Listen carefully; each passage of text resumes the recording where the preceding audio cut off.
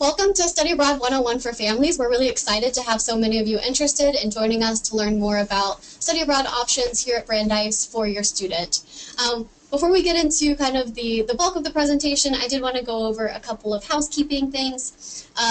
And the first is that if you have any questions, we do want to take those throughout the presentation. There is a box in your GoToWebinar control panel where you can type in any questions that you have, and those will just come to us. They're private questions. They won't go to the entire group.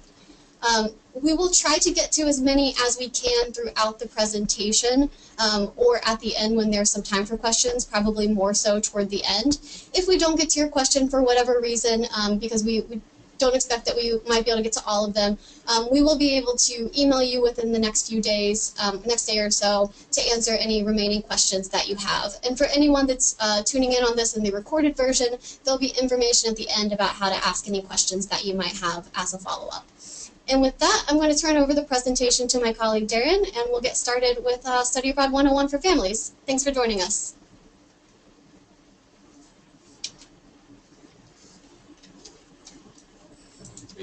There we go. So first off, who are we? So the Office of Study Abroad is an office of 5 full-time professional staff. We're led by J. Scott Vandermeet, the Associate Dean of Study Abroad. I'm the Assistant Director of Study Abroad, Darren Gallant. I'm also a 2008 class alum. And then we have Wanda Weinberger, who's leading our Brandeis-led study programs, Alisha Cardwell, who you heard before, who's a Study Abroad advisor, and then Andrew McGew, who's a Senior Department Coordinator. We also have 2 graduate assistants that work with us in the office. So you may, if you call the office, you may be speaking to one of the grad assistants or to Andy, and they may be the first point of contact for you in directing your call. We also have student leaders in our office. They're called Study Abroad Ambassadors, and they have studied abroad either during the summer, fall, or spring, and they are very helpful. They're usually a group of between 8 and 12 who help your students explore study abroad, share their experiences, and help us, spread the word about why study abroad was important to them. We are led by our mission. How do I make this work? There we go. The mission. This sort of is a guiding force for us in how we approach study abroad at Brandeis. We are very interested in making sure that the Brandeis student experience is focused on culture, cultural integration, living, learning, and developing as a person while abroad. And we are encouraged to have students develop themselves as global citizens and take a lot of the focus off of what we may think and put it back onto what the students may think.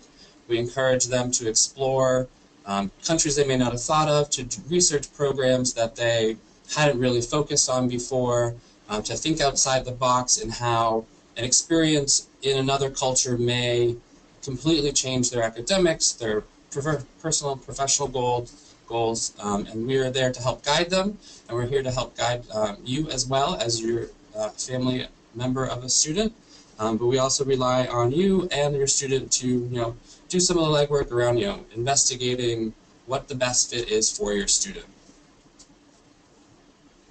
And we just want to get a feel of who you are.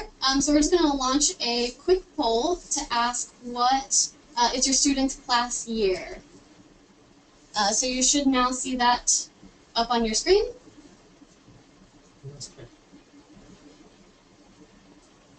And we'll share the results once most have finished.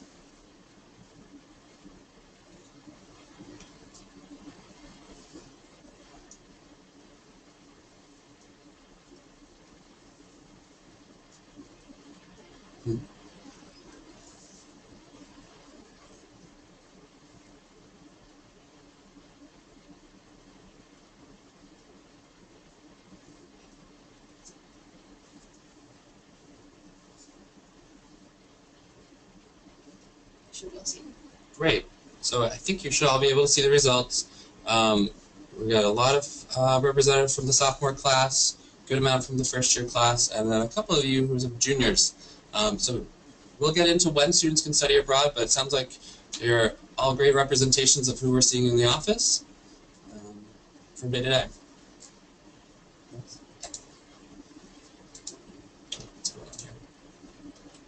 So today's agenda is what we'll plan to cover. We're going to talk a little bit about programs that students study on and program choice.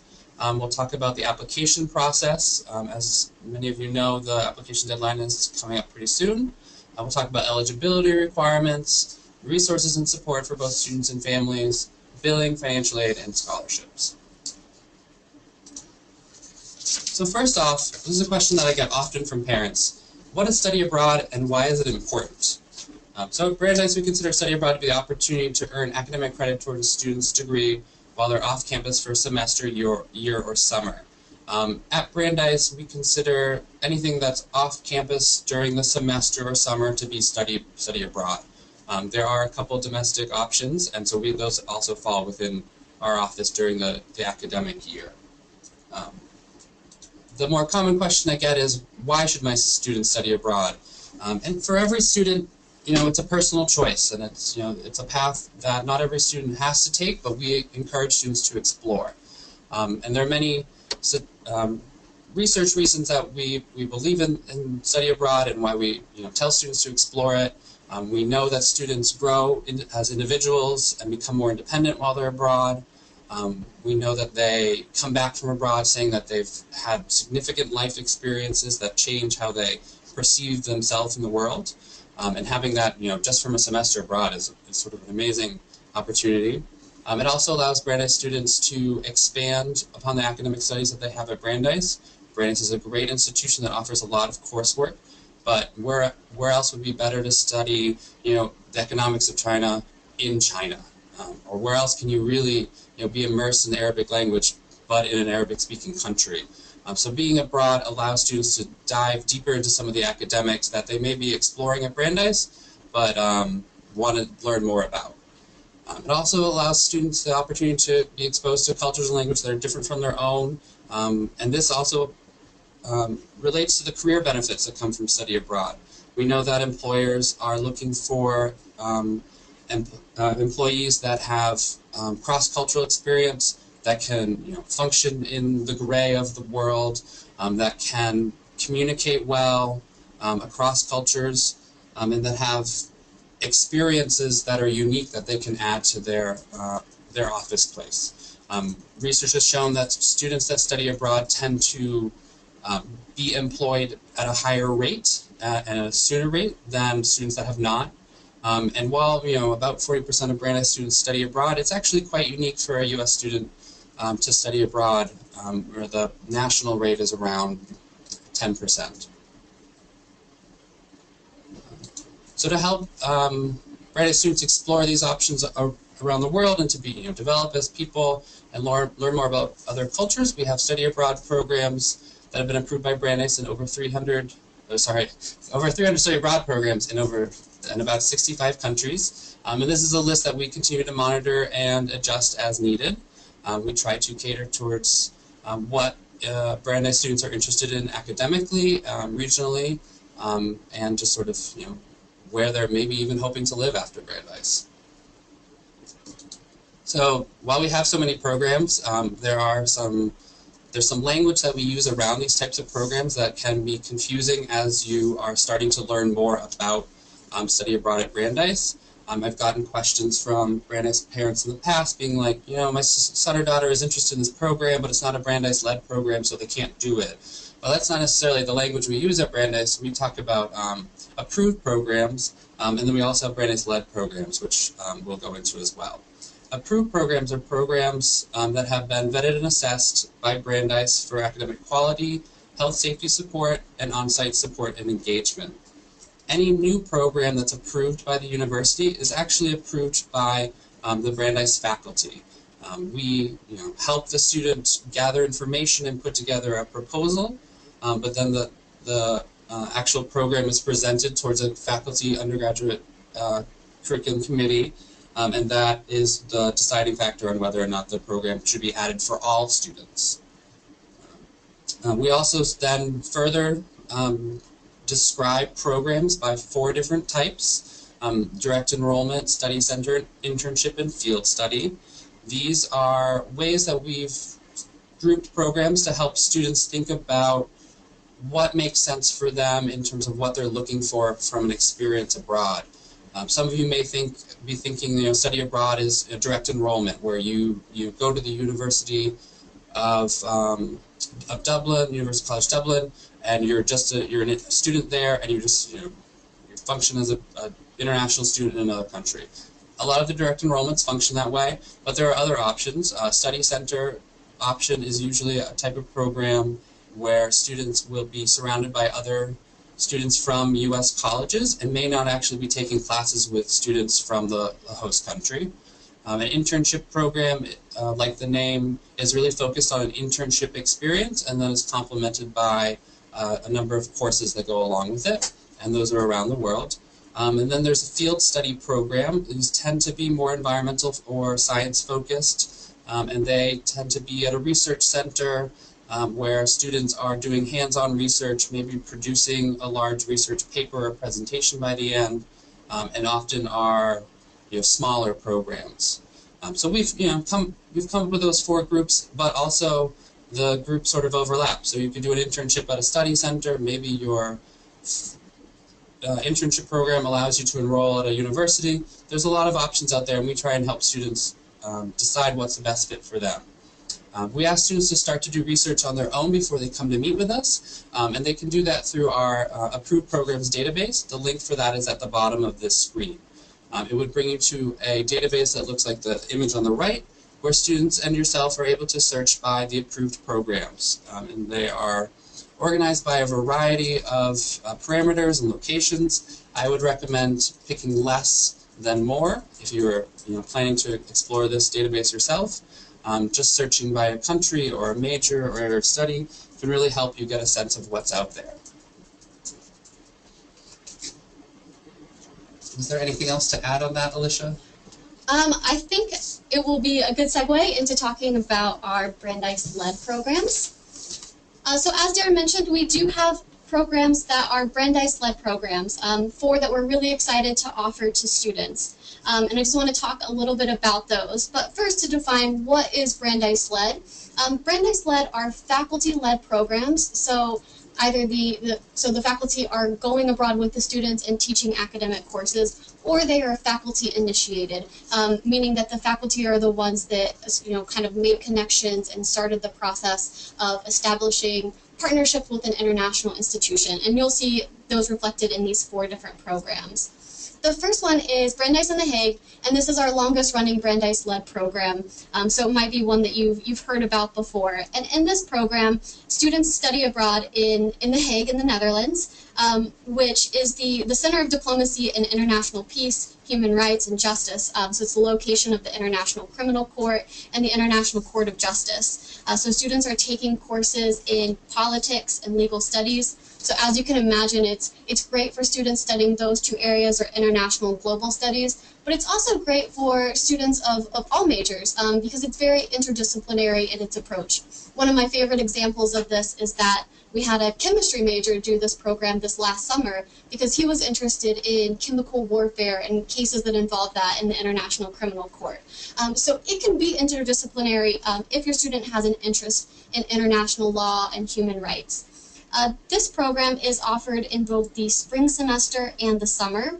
The spring semester does have an internship as a component of it, whereas the summer option, because it's shorter, does not, but does culminate in a moot court exercise that students participate in with other international students at Leiden University. And this program, this semester is being led by Professor Gaskins, and over the summer with Professor Gaskins and Professor Stamel from the Legal Studies Department. The other semester option that students have is the Brandeis India Science Scholars Program. And this is a program where students study at the Indian Institute of Science in Bangalore, India, which is a very prestigious science institution where high-achieving science students can take science courses and really continue to fulfill science requirements, because sometimes that can be tricky while they're abroad.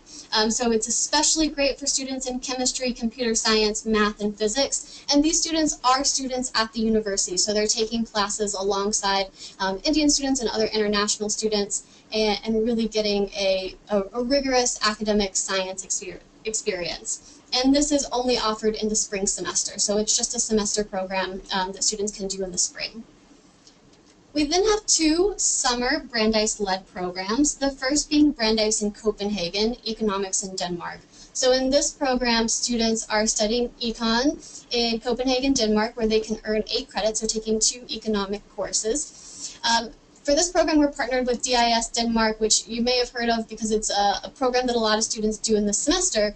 But during the summer, we partner with them, and this year, this program will be led by Professor Redemius from the Econ department, and he'll teach one class there, and then a faculty member from Denmark will teach another class. This program does fulfill econ requirements and offers students a new perspective on economics in both Scandinavia and in Europe. And so students are really getting hands-on experience by visiting different businesses and seeing things firsthand. The courses for this do rotate from year to year, as well as the faculty. And the last program, it's a Brandeis-led program, is Brandeis in Siena. So if you can imagine waking up in Siena and using the beautiful Italian backdrop as your inspiration, and going to class and painting, using that as your inspiration, or not just studying something in a textbook, but actually going to a museum and seeing a piece of artwork, then this is what this program does. It's a studio art and art history program in Siena, Italy, where students are taking 1 course in studio and 1 course in art history and earning 8 credits. This is partnered with the Siena Art Institute. And it's great for anyone who's interested in art, so not just the fine art majors and minors, but students can fulfill the creative arts requirement by doing this program. So any parents of first years out there, if your student's trying to get some of those general university requirements done, why not do it in Italy over the summer? Sounds amazing. And this year, this program is being led by Professor Joe Wardwell in the studio art department, but this one also rotates faculty from year to year. And so switching gears now a little bit into more of the logistics behind study abroad, and probably a lot of the questions that you might have. And just to note that these next few slides are just talking about semester or year study abroad. We're going to talk about summer here in a little bit. But keep in mind that the next couple of slides are just on the semester. And I first wanted to talk a little bit about eligibility to go abroad for the semester or year. The first point being that we do require that students have a 3.0 GPA, and that is it's by the time of the application deadline, and also continuing on until when they study abroad. We also require that students be in good academic and judicial standing. And students need to be junior class standing or first semester senior. So most students will choose to go abroad their junior year, either fall or spring, fall being a really great option for a lot of students. Or they could go abroad their senior year in the fall. They just have to come back for 1 semester after studying abroad. There are also some foreign language requirements put in place by Brandeis. Our students came up with a cute little way to remember these. It's called GFISH. So German, French, Italian, Spanish, and Hebrew. If a student wants to study abroad in any location where one of those languages is spoken, then they will need to have had taken 2 semesters or the equivalent of that language before studying abroad in that location. So a quick note on eligibility is that a lot of times the programs will also have their own eligibility requirements, and these can be different from what the eligibility requirement is for Brandeis. A good example of that would be, if a student wanted to go abroad to Argentina and they're taking classes at the local university there, all in Spanish, then obviously they're going to need more than 2 semesters of Spanish. They're going to need more like 5 or 6 semesters of Spanish. So eligibility can vary by program, but this is the base for Brandeis eligibility to be approved to study abroad. Earning credit. So obviously this is very important. One of our biggest priorities is to make sure that students can graduate on time and study abroad. So we work really closely with students to make sure that they are earning credit while they're abroad. The most important piece of that being that students can earn 16 general elective credits for a semester abroad, or 32 over the year, as long as they take a full course load while they're abroad and get a C- or above in those classes. And as I said, we work really closely with the students to make sure that they're in a full course load, that they will receive the 16 general elective credits, because we want everyone to be able to graduate on time with at least 1 major. Students can then also earn or fulfill general university requirements. So I mentioned creative arts earlier, or the non-Western requirement. A lot of students will leave some of these until their semester abroad, so they can fulfill those. And it's also possible to fulfill major or minor requirements. This is up to the decision of the study abroad liaison within their department. So there's a faculty member that is designated as the liaison that will review the course and the course content and make the decision as to whether that course fulfills a requirement within the major or minor. And this official approval happens once students return from abroad. But again, we work really closely with students to have conversations with faculty, to have as good of an idea as possible while they're going through the application process. The next point is finances. So something we get a lot of questions about, so we're really happy to be able to share this information with you now, as it's important when students are planning to study abroad. So here we kind of outline 4 major points to know about finances and study abroad. The first being that students continue to pay Brandeis tuition and the required university fees while abroad. So that stays the same whether they're here on campus or whatever program that they choose to do abroad. And this is because it means that nearly all financial aid and grants are transferable to a study abroad semester or year. Our office works very closely with the Office of Student Financial Services to work with students and to kind of have a plan of what their financial aid would look like when they're abroad. But nearly all of that is able to be transferred over. Outside of the tuition fees, you then have the non-tuition costs. So normally students would pay non-tuition costs to Brandeis, like room and board. But for the semester they go abroad, they instead will pay that to whatever program they do. And so this cost will really vary depending on where a student goes abroad and what's included. So examples we like to give is London and Copenhagen are 2 of the most expensive cities in the world. So students who are looking to go to those places are probably going to expect that non-tuition costs, room and board, are going to be more expensive than living here at Brandeis. In terms of what's included, sometimes a program, if a student is in a homestay, might include all or most of their meals. Whereas if a student is living in an apartment, then maybe they're going grocery shopping each week, and meals aren't included in the program cost. So that cost is all going to vary depending on the program that the student does. The other piece to be budgeting for is anything that's not included in the program costs. So things like flights, visa fees, meals if they're not included, basic transportation or travel costs, and then personal expending. So that's also going to vary depending on the location and depending on your student. And the last and really important point is that scholarships are available. We do have the Brandeis Soccer Study Abroad scholarships that are run through our office that students can apply for. That deadline comes up in March, so it's never too early to start looking for scholarships, and we work with students to know if they're eligible for those and to give them as much resources as possible. The programs will also many times offer scholarships to students as well. We have a whole database of them, and we like to talk to students as much as possible about those options. Okay, so as I mentioned, we are going to talk a little bit about summer study abroad because it does work a little differently than the semester. But first, why study abroad in the summer? A lot of students choose this option for different reasons. Students are able to earn Brandeis credit, so similar to the semester, they can fulfill general university requirements or major minor requirements. A lot of times this helps them, maybe get a little ahead if they want, or catch up, or do an extra major minor, whatever the student is looking for.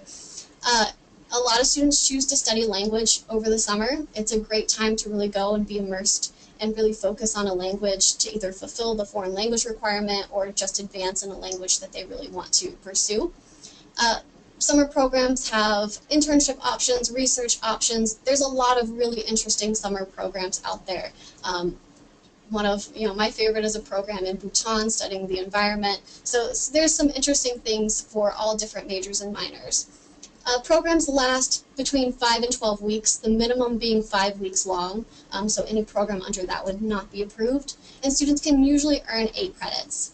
In terms of finances, there's a $400 fee that's due to Brandeis, and everything else is directly to the program. One note on this is that normally there's there's not financial aid that is transferable for the summer. So a lot of times this cost is out of pocket.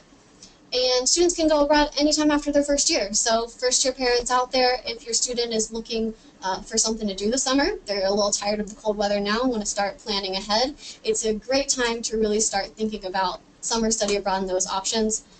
We have students that go abroad after their first year in the summer. We have students that choose to do a summer and a semester. There are a lot of different ways that you can combine summer study abroad with other opportunities.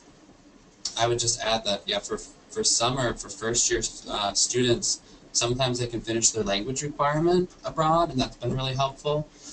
Or even, building that resume and getting an internship early and having a really unique one that can really help in their second and third year summers. Yeah, one of the questions I had recently was, I'm a first-year student, isn't it too early to have an internship? And the programs will work with students to find internship placements that work best for them. So summer is a really unique time to have a different experience and to then be able to apply that to the rest of their career here at Brandeis. So the application process and deadlines. This is important, especially for you sophomore parents out there, because our deadlines and applications are coming up now and is the topic of many of our conversations with students. So first, about the applications, most students will have 2 applications to complete. There's one through Brandeis, and for the most part this includes an essay, a proposal of courses. Some programs through the Brandeis application do require a letter of recommendation.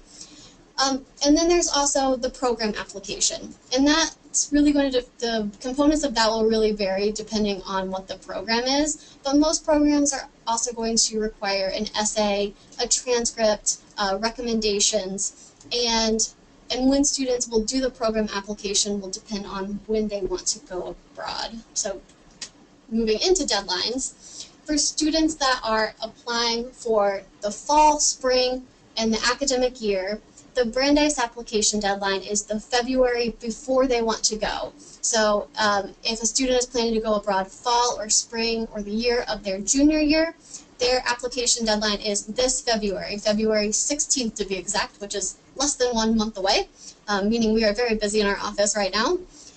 And then students planning to go abroad for the summer, the deadline is in March. So for this summer of 2017, the deadline is March 16th. So a little more time for that one.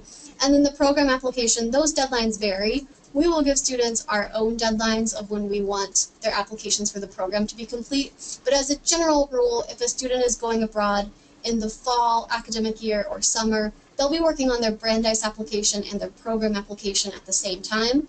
And if a student's planning to go abroad in the spring, they would do their Brandeis application around this time of year and would start working on the program application over the summer. Are we getting any questions about this? Not about this. Okay. Switching gears a little bit. All right, so I often speak to parents. Just maybe your student hasn't traveled abroad before on their own, and you're just sort of nervous about how they get prepared, or sometimes you're eager to have them go study abroad. I just wanted to go over some of the resources and support that we provide as an office. We are unique as a university in that we require each student to have at least one one-on-one advising appointment with a staff member in our office. And we see students usually for 2 or 3 individual appointments and do lots of group programming with them as well. So our individual staff members are a big support and resource for your students, and we get to know your students so well. We get so excited to see them go abroad, and when they come back, it's a great sort of connecting experience for us as we work with them during their sophomore and junior year. We also have the Study Abroad Ambassadors, which I mentioned previously. These are energetic student leaders that actually plan some programming, do some social events, talk to your students about how to get involved with study abroad and how to think about choosing a program. We also use abroad101.com for evaluations. So that means that all Brandeis students can easily see program reviews from returnee students, Brandeis students, and from other colleges. So if your student is trying to decide between a couple of different programs, we always send them to Abroad 101 to see what other students have said about the program. We have a lot of study abroad events. In the fall, we have our large study abroad fair, which was attended by almost 500 students this year. And we also have a big event coming up in the next week where we'll have something called Study Abroad Extravaganza, which will have faculty advisors, study abroad ambassadors, and then representatives from some of our top programs. We support yourself and students during emergencies abroad alongside the program. We are not necessarily ever not on call. You know, if there's an emergency in the world, we find out about it, and we are trying to connect with your student to make sure that they're okay and that they have everything they need. We'll give general updates to family members because of FERPA regulations. We're required to have the permission of your student, but we ask them that as they go through our process. So if your student is going through the study abroad process, you'll likely get a couple general emails from us, but if you need more, you're always welcome to connect. And then we work with the students' programs to make sure that your student is supported while abroad, and we talk about with them what they need from their program and have them think about it in advance. If you or your student feel like you're having trouble finding the answer to a question or just not sure about it, we always point out our website. We actually have all of our policies. Everything is on our website. It sort of explains why we do what we do and how we do it. So if you're, if it's 11 p.m. and you're sort of not sure how to find this answer that you're looking for, try to look at our website first, and you'll find it to be a really good resource. Off that, health, wellness, and safety are very important to us in the office. It's something that we've focused on very heavily in the last few years to make sure that we're one of the best in the field. We have a family portal on our website, which you'll see on the next page. This is something we've developed as sort of a place where you can go first to see if your answer is there. We've connected sort of the frequently asked questions by family members and linked to different parts of our page. So that's a great place to go. When we're supporting your student, we talk about specific issues around identity, health, wellness, accommodations, disability when we meet with your student. But we also go over that in large groups through the pre-departure workshop. And this is a program that we put together at the end of the semester before your student goes abroad. So for students that are going abroad in the fall, we'll have one in the spring. For those going abroad in the spring, we'll do one in the fall. And this, we cover everything related to academics, billing. We go through everything once more, even though we know they've done the reading, because we want to make sure that they understand it and have the opportunity to ask questions. We've also been focusing more on how students think about their identity abroad and how that might adjust. So your student goes abroad, they're on the program, they can reach out to us at any time, and when they come back, we do a reorientation workshop. We actually just had it last night for those that were abroad this past fall. We spend the time welcoming the students back, letting them know how excited we are that they're back. That we had representatives from the Hyatt Career Center come and talk about how to relate their experience to their career goals. And we also had representatives from the Brandeis Counseling Center come to talk about some of the transition issues they might go through. And then we, of course, went over transfer credit. So much fun. Through health, wellness, and safety, we also monitor the global activity of safety. We get alerts whenever anything's happening around the world, and we respond to those and reach out to students directly if it's something that could have been impacting their location. If it's a higher level emergency, we would reach out to parents to let you know that we're monitoring the situation. And if we've been in contact with your student at that point, we would also let you know that. This would mirror the types of contact you would get from your student's program. If your student was doing a non-Brandeis-led program, you would also be hearing from the program very similar communication. So we also work with these programs to make sure that they are providing a proper orientation, that they have 24/7 on-site support, and that every program has international insurance. That is something that becomes very important because while a lot of domestic insurances cover some international experience related to insurance, it's not usually the full gamut, and all programs should have international insurance. As I mentioned, we have a family portal. The link is right there, and you can see some of the resources. One of my favorite is favorite there is there are some parent and family stories. These are actual parent and family stories from returning students' family members. And I think if you're, if your student is just getting started and you're sort of a little not sure about study abroad for them, try and read those stories, and they may help you get a sense of what the impact of study abroad can be for your student. If you have any suggestions that to go on here under the Foreign Family Portal, we are open to ideas. We're always eager to know sort of what parents want to know so that we can help guide where this portal goes and what information we're delivering to families. Addition? No? Right. So as we start to wrap up, we wanted to go over some of the next steps that your student might be wanting to, or you might want to do, next steps of conversations you might want to have with your student. So we've outlined this checklist sort of very generally because your student could be in a variety of places in terms of how they're thinking of their academics or planning for study abroad.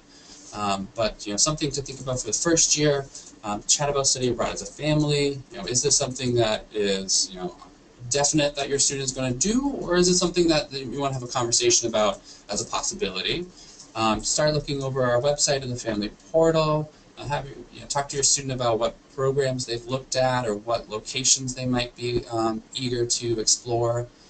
Consider summer study abroad, including the Brandeis-led programs. A summer study abroad experience is a great starting point for a full semester abroad at a later time, and students can do that as a first year. If your students in their second year or sophomore, encourage them to meet with us. We ask the students to meet with us starting in the fall. And so we continue to meet with students until the deadline in February. And the sooner they're in to meet with us, the better, and the sort of more guidance we can give them and give them more time to do research. Talk again about, as a family, how study abroad is important. Review finances, encourage your students to seek out scholarships. Some of the deadlines for next year's scholarships are starting, so sometimes those once-a-year deadlines come up really soon.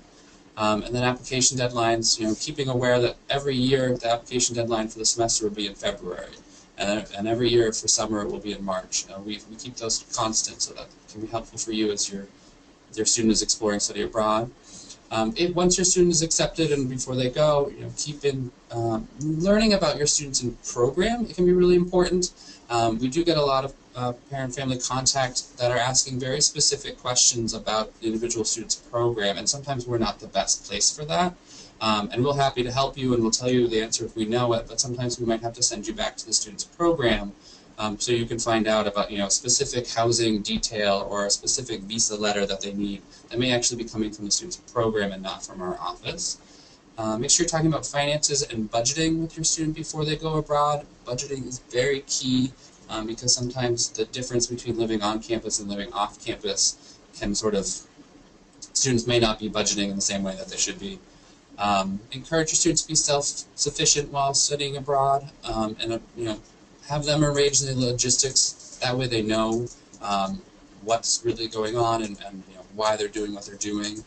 And then plan how and when you and your student will communicate with each other while abroad. This is sort of an often problem that comes up between students and their families, is that they get abroad and they're so excited and they sort of forget to check in at home. Or the communication level changes because of the time zone. So coming up with a plan of how to communicate with each other while your student is abroad is really important, just to make sure that all parties feel like they know what's going on and feel included in each other's lives. A lot of parents use the students' study abroad semester as an opportunity to visit them. We encourage that. My parents did the same thing. We do recommend that you look towards going towards the end of the program, but to also try and avoid major exam periods and test periods, because students won't be able to take time off during their academics to spend it with you. Any questions come up related to this, Alisha? No. All right. So, thank you so much for attending today. We're happy to take questions, whether for the good of the group or for or individually. You can contact us at abroad@brandeis.edu. Our main line is 781-736-3483. And we encourage you to connect with us on social media. You may not hear that often from offices at a university, but our social media presence is very big, and we use it to connect with students and to share students' stories and experiences while they're abroad. Our Instagram in particular, I think, is great. So if you want to see what students are doing and maybe get ideas for what your student could do, that would be a great place to look. Any questions? Nothing has come up, no. Okay. Well, again, thank you for attending. We'll stay on for a couple more minutes, see if any questions pop up. And again, we'll be sending an email out. Yeah, an email will go out later today that will contain a link to this recorded presentation, as well as kind of a parent's guide to study abroad that has that next steps checklist on it and a few other helpful pieces of information, as well as reminders on the deadlines that are coming up. Yeah, so thank you all for joining. Yes, thank you.